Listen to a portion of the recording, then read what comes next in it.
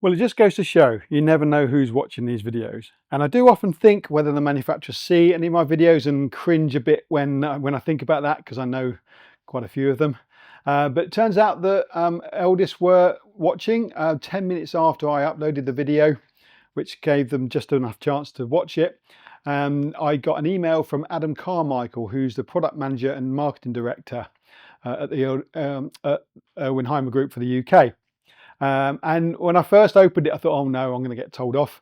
But it was a nice email. It was thanking me for highlighting the email that was sent out to the database, which basically was saying that they're doing some new things at the factory and within the products as well. So have a look at that video, and that goes through that into a bit of detail. I can't do it line by line.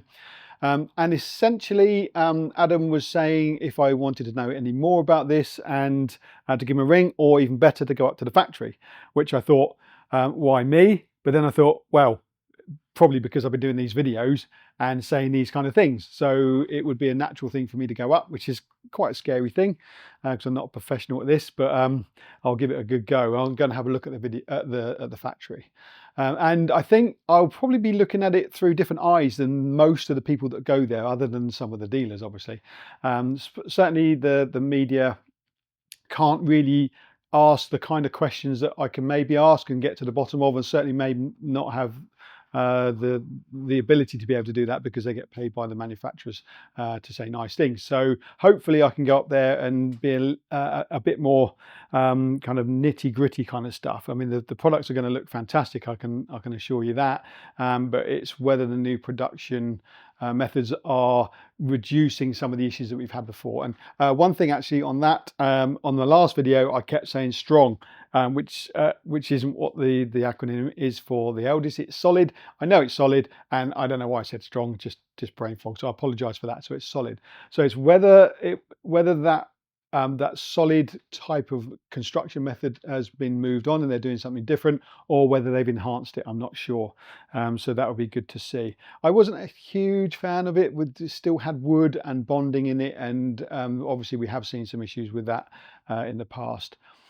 So yeah, it'd be good to see what the new construction method is, and whether the 8-foot wideness of the construction has been beefed up. That's what was one of my main issues, is that when you make something wider, then you have to upgrade the materials to cope for that extra stress. So that's what we're seeing with the sunroofs and things like that. I think the stress is too great for the material that they're using. This is what I'll be looking into. So intro into the business, how they measure output, warranty claims, and the processes within that on the factory side of things. That would be good. I spoke to Adria years ago about their warranty process, and I said, do you have much warranty? He goes, well, no, not really. I said, well, why don't you publish that? Because if you haven't got much warranty and you're publishing it month to month, it's a good thing to show. I think it may be brave for the manufacturers to do that, but this kind of transparency side of things may well be something that they could think about doing to show everyone out there what the current issues are, and whether whether they get sorted out in a timely manner. It might not be a great thing to do, because once you know about something, you look at it closely, so they might not want to do that. But again, I think things have got to change, and maybe something like that might be a huge step forward. If you publish what's happening in the factory on the warranty side of things, you know about it, and then you can track it and think, right, okay, they've solved that problem in a timely manner. And they might well be doing that anyway, just not telling us about it. So that's a positive thing. So we've had an issue, we've identified it, we've got a fix, and now we've solved it, and we're not seeing it anymore. Certainly things that I see, that I used to see lots of, I don't see anymore. So they've clearly done something about it, and it would have been nice to know what that was. But that might be a kind of a holy grail utopian way of looking at things, and there's lots of reasons why you can't do that. But sometimes things have got to change, and the first manufacturer to do that, something like that, may think, well, why didn't we do that before? Because it builds distrust in the consumer that I think is at a low ebb at the moment. So I've said this before, and I think that's what the manufacturers are looking into now. This is certainly the first indication that I've seen that a manufacturer is taking that on board. They probably all are, it's just we don't know about it. But with what Adam has said so far, even in the correspondence I've had, He said that they are talking to the rest of the Erwin group, and as I said before, there's a massive amount of knowledge and expertise in there, from 250,000 man motorhomes down to like teardrop caravans. There must be several different types of manufacturers, ways of manufacturing those products which you could call upon. There's also league tables that Adam mentioned, which I'll probably learn a lot more about when I go up to the factory, so that if there's a kind of any kind of competition or any kind of way of measuring something, so if you have a league table and you're at the bottom, and you certainly don't want to be there very long, so there will be pressures from management and things like that to kind of creep up that that league table. So if you can measure something, then you can make it better, and even whether it's financial incentive or just kind of a bragging right for being at the top of it, that's all good. Any competition like that, I think, is really good. So that, even in the small correspondence that I've had with Adam so far, there's certainly some things to be positive about. Then I'll be having a factory tour, so I can have a look at the caravan lines and the motorhome and the camper van lines as well. So that would be good. I haven't been on a factory line for several years. I think the last time I went to Elddis was 2008, so that's going to be significantly different. So we'll be seeing that. Or then the testing and the workshop. So the new Centre of Excellence paint shop, which I think I've alluded to in the previous video, that is something that they obviously know that there's an issue. So the closer you can solve a problem to the factory, the less money it's going to cost. So there is a problem, if you can get it done and sorted before it goes to the dealer, it's going to cost you less than having the dealer do it. So that's a really good thing to have. And a water test area.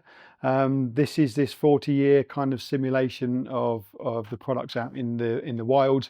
I think really they've probably wasted their money there. If they brought it down to Bodmin Moor and left it there for a week, you'd probably get the same thing. So that's good. And then we're going to be having a look at the workshop zones as well. Then the R&D and construction. So this is probably the thing that's going to kind of excite me the most. Is there's a mock-up area of maybe new ways of doing things. New panel construction and the motorhome pod and zip system. I have no idea what that is, but I'm sure we're going to find out. And I can only assume that this is construction methods that are kind of iron out all the issues they had before. And it'd be great if it's the reliant on sealant as the first line of defense has gone. That would be really good, and that would be interesting to see. So that's what I'm going to be seeing. I'm not just going up there to see the shiny new models. That's what the magazines can do. I'll be going up there to have a look at the behind the scenes thing, and this is all because of the issues that I've heard you're having in the comments. And this is why I do these videos, because I do a video and then I get lots of comments and I read them all, and then it kind of makes me think, oh, actually we could do something about this. So this is why I'm doing it. And the other thing I'd love to hear from you is what you would like me to ask, or what you'd like me to find out. You're the people that have spent the money on the products and had the issues.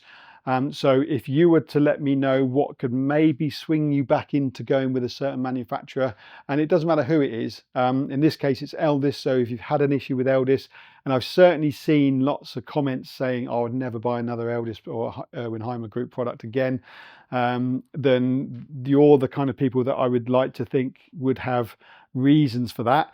Let me know what those reasons are, and then some of those things may well be addressed when I can go and have a look and see what's going on. So it'd be interesting if you've had issues with the product and you're one of those people that say I'd never buy another Elddis, then let me know why that is, and then I'll see if I can kind of address those issues when I go up. You know my views on the fact that I think that the way these products are sold has to change. It's not just a glossy magazine and a flashy website and then the manufacturers telling you how great these things are. They have to back it up with proper, I think, dedicated systems to show you what is happening. Whether you can make the warranty process, the warranty claims transparent, so we can see what's going on. As I say, there's people much cleverer than I am thinking about how the new consumer needs to have that trust and confidence in the manufacturer and in the product to be able to put their money to it, especially because we've had issues previously, you know, once you get burnt, it's very difficult to come back again and then buy that product again. So that is, I think there's a bit of a mountain to climb, but it will be interesting to see how they're thinking about doing it. And it's clear that they are already doing that because of the things I've already heard and said, and even the email going out in the first place, I think is a good step forward. Well, my own thoughts are that we don't really want to be reliant on sealant as the first line of defense, because history tells us that that isn't a good thing to do. Also, the warranty. I've often thought that there was a better way of doing the warranty. I know the manufacturers would love to have more control over the dealers, and so that they could make the warranty process better. But because it is a third party and they don't have that control, then I know it's very difficult for the manufacturers to be able to really concentrate and get that those systems right. So I'd like to see maybe that the warranty isn't so long, but it's better for 6 years maybe. I don't know if we really need a 10-year warranty, but it would be better if it was if the extra money spent on that 10-yearness of it was put into a 6-year comprehensive warranty that's no quibble. And there's probably well, I know there are lots of warranty issues that get dealt with effectively and efficiently, because we deal with quite a few here, and sometimes, you know, before you know it, the part's turned up and the job's done. So it's only I think a small percentage of warranty issues that do cause a problem, but it'll be interesting again in your comments to see what those are and if you have had issues. I know we had issues with the front panels only being warranted for a year, which was just a complete boo-boo, and things like that. So I think those days have gone, and it'll be interesting to see what where we are with it going forward with that. But I think that is the key. If you can keep that confidence and that trust up in the manufacturer the next time you want to change a caravan, because it's better the devil you know. If you've had a good experience, you'll be able to think, well, actually, I'm going to buy another caravan. Well, I'm not going to look elsewhere. I'm just going to buy an Elddis product. And then you're also going to tell people how good that experience has been, and then they can then buy the product as well. So it stems from the back end, getting all that right, getting the product right, getting the dealer network right, and getting the warranty right, so that it's, you know, that one particular product is the only one that you really want to buy. And then that's when I think that the manufacturers can then claw back some of this kind of ability to be able to control the dealers a little bit more, and put some of their own systems in. If you've got the best product out there and it doesn't go wrong and it's easy to sell and everyone wants it, then that's when dealers are going to start really wanting that product. So that's when the manufacturer can then start to dictate a little bit more the processes that they require to keep that kind of confidence and level up, a bit like the cars do. So I think the cars go a little bit too far with their manufacturers, because, you know, they have scripts that they have to go through when they're selling a product, and it feels very kind of regimental, and it kind of takes the soul out of it. So I think they've gone a little bit too far the other way, and I can understand why they probably have, because they want to keep this continuity with all the dealers, and their processes kind of how they want them. So there's got to be a fine balance between the two somewhere, and I think that's what the manufacturers are trying to achieve, especially with the online portals and things like that, where you can go and check what's going on. So you may be cutting out what the dealer says, and you're going direct to the manufacturers, so that they're not being blamed for things that aren't their fault. So that's it. I think it's great that I've been asked to go up to the factory. Quite scared about it, and it'll be interesting to see what I see up there and what I can comment on. And hopefully I'll be able to come back and say, right, this is what they're doing. This has been addressed, that's been addressed, and this is a great step forward. And that's what I'd love to be able to achieve by going and having a look.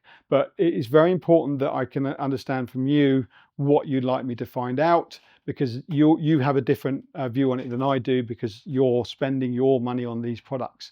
You know, I sell them and look after them, but it's not the same as actually spending 25,000, 30,000 pounds on something, then having an issue with it, and then being disillusioned and then thinking, I'm never going to buy one again. That's not what we want. We want you to be able to think, right, in 4 years' time, I want to upgrade. And from a dealer's point of view, they know they're going to get you into this kind of loop of upgrading. And then the manufacturers have to produce something that you want to upgrade to as well. So, you know, there are lots of factors in this that we need to address. and it sounds like there is certainly a willingness to do that, which is great. So yeah, pop it in the comments below. Let me know what you think, and let me know what you'd like to ask and what you'd like to find out. Let me know your experiences, because I will be, correlating them and going up there to speak to Adam and find out, and speaking to him about some of your issues that you've had, and what we can say to address those things. So yeah, pop your comments below, and like and subscribe, so when that video does turn up. I'm not exactly sure how much I'll be able to film inside because of all the protection that they have and things like that. So we'll see how we get on, but I'll certainly be recording quite a bit, and we'll see how that all comes out. So I'll see you next time, and keep an eye out for that video. I think it's going to be quite interesting and quite scary for me to do, because I've not done anything like it before. But I shall do my best, I can assure you.